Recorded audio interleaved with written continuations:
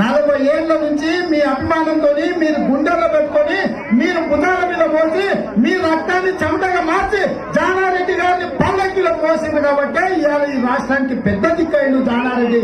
అలాంటి జానారెడ్డి ఇవాళ ఎన్నికలలో నిలబడ్డాడంటే శ్రీమతి సోనియా గాంధీ గారు ఫోన్ చేసి ఆనాడు జానారెడ్డి నీ మాట మీద నేను తెలంగాణ ఇచ్చిన, ఇవాళ ఈ తెలంగాణ దిక్కులేని పెద్ద దిక్కులేని తెలంగాణ అయ్యింది కాబట్టి తెలంగాణకు పెద్ద దిక్కుగా నువ్వు ఉండాలి, నువ్వు ఎన్నికలలో పోటీ చెయ్యాలని శ్రీమతి సోనియా గాంధీ గారు చెప్తే ఆమె మీద ఉండే గౌరవం కొద్దీ ఇవాళ జానారెడ్డి గారి ఎన్నికలలో నిలబడ్డారు. ఈ ఎన్నికలలో జానారెడ్డి గారు గెలిస్తే ఆయన అదనంగా వచ్చేదేం లేదు, ఓడిపోతే పోయేది కూడా లేదు. కానీ జానారెడ్డి గారు ఒకవేళ అనుకోకుంటే ఏదైనా తప్పిదం నాగార్జున సాగర్ నియోజకవర్గంలో జరిగితే ఈ తెలంగాణ సమాజానికి మొత్తానికి నష్టం జరుగుతుంది. నిరుద్యోగ యువతకు ఉద్యోగాలు రావు, రైతులకు ₹1,00,000 రుణమాఫీ జరగదు.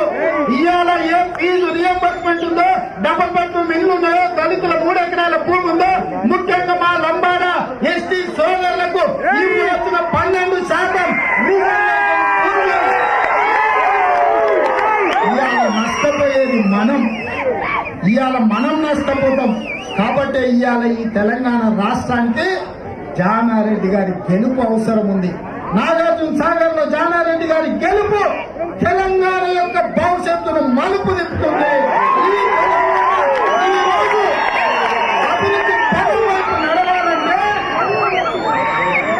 జానారెడ్డి గారు గెలవాల్సిన అవసరం ఉంది. మిత్రులారా, ఇవాళ కరోనా వచ్చి తగ్గి ఆరోగ్యం బాగాలేకుండా నేను ఎందుకు ఇక్కడికి వచ్చినా అంటే మీ దుఃఖాన్ని టీఆర్ఎస్ వాళ్ళు మాట్లాడే వ్యక్తుల మాటలు ఈ సన్నాసం చేసే ఏషాలు చూసిన తర్వాత కోపం పట్టలేక ఇవాళ మీ దగ్గరకు వచ్చిన.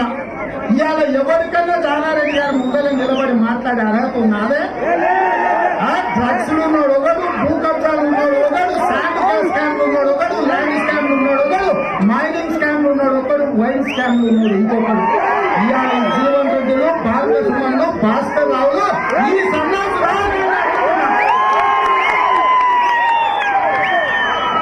నమ్మక ద్రోహి ఎవరన్నా ఉన్నాడంటే నల్లమోతు భాస్కర్ రావు.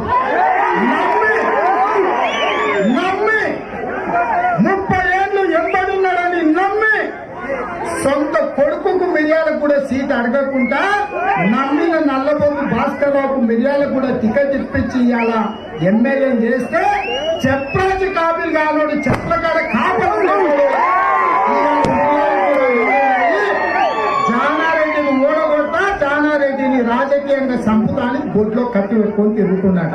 నేను అడుగుతున్నా ఈ పెద్దవీర యువకులారా, పెద్దవీర మండల యువకులారా, ఇవాళ ఇట్లాంటి నమ్మక ద్రోహైన నల్లబొద్దు భాస్కర్ బొడ్లో కట్టి పెట్టుకొని జానారెడ్డి లాంటి పెద్ద మనిషిని వెన్ను పట్టి కొడవడానికి తిరుగుతుంటే ఇక్కడ ఉన్న యువకులందరూ మౌనంగా ఉంటారా?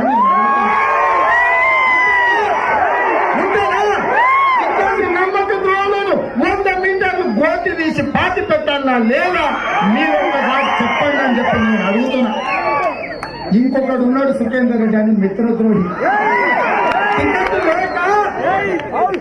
ఏం చేయాలో తెలియక హైదరాబాద్ చౌరస్తాలో ఉంటే సొంత వాడు దగ్గరవాడు ప్రజలలో ఉండేటోడని పిలిచి భుజం మీద చేసి రాజశేఖర రెడ్డి దగ్గర తీసుకుపోయి 2009లో ఎంపీ టికెట్ ఇప్పించింది జానారెడ్డి. గుత్తా సుఖేందర్ రెడ్డి ఇవాళ కౌన్సిల్ చైర్మన్ గా ఉండి రాజకీయాలు మాట్లాడు, పత్రికలలో ప్రకటన చేయొద్దు, ప్రతిపక్షాలను విమర్శించొద్దు, నెల్లికట్ల లిఫ్ట్ నేను తెచ్చిన అంటాడు. నీ బతుకు ఎప్పుడు అది ఏడుందో అన్నది. గుత్తా సుఖేందర్ రెడ్డి ఇంత మిత్రద్రోహానికి పాల్పడే నువ్వు ఇవాళ జానారెడ్డి గారి గురించి మాట్లాడే స్థాయి నీకున్నదా అని చెప్పి నేను సుఖేందర్ రెడ్డిని అడుగుతాను. నీకు మనీకట్ట రాజకీయం భిక్ష పెట్టింది జానారెడ్డి. రూపాయి ఖర్చు లేకుండా 2009లో 2014లో నల్గొండ జిల్లా ఎంపీ చేసింది జానారెడ్డి. ఆ ఎంపీ పదవిని అడ్డం పెట్టుకొని 5,000 కోట్ల రూపాయల కాంట్రాక్టర్ కు అమ్ముడు పోయిన సన్నాసిని నువ్వు జానారెడ్డి గారి గురించి మాట్లాడతావా? స్థాయి ఉన్నా అని చెప్పి నేను ఇవాళ అడుగుతున్నా. హాయ్ ఫ్రెండ్స్, మా టుడే టుమారో యూట్యూబ్ ఛానల్ చూస్తున్నందుకు చాలా థ్యాంక్స్. మరిన్ని లేటెస్ట్ వీడియోస్ కోసం వెంటనే సబ్స్క్రైబ్ చేయండి. అలాగే ఈ బెల్ ని కూడా రింగ్ చేసేయండి. మా నోటిఫికేషన్స్ అన్ని మీ మొబైల్లో వస్తాయి.